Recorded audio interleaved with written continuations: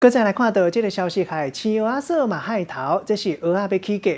今年因为雨水较济，引起到水质变较落，上大雨，也搁有因为透大风，边仔价规拢互风扇倒。今年蚵仔产量和旧年同这个时间比起来，减差不多3成。啊，若是价销和旧年同这个时间比起来，起20块银。咱看到一斤本来是102块，即嘛起到104块。按算愈仔中秋，价销有可能会搁再行起来。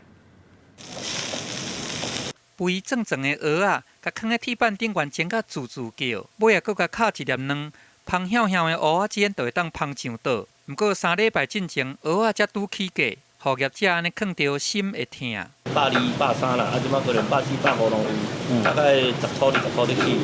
一般蚵仔煎顶悬差不多有8、9粒的蚵仔，这个起的成本都要业者家己来吸收，是安怎蚵仔会起价咧？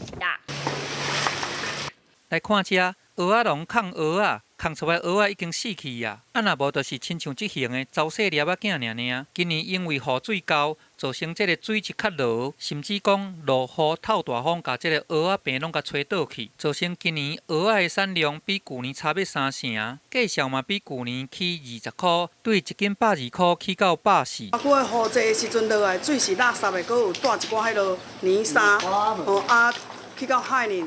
咱蚵仔当咧开喙，当咧食刷，乌刷落，就是甲它盖起来，就是盖过蚵仔，它就死了。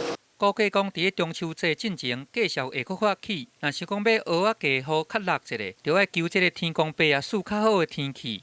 蚵仔的产量若是济，价销自然会落较低。记者综合报道。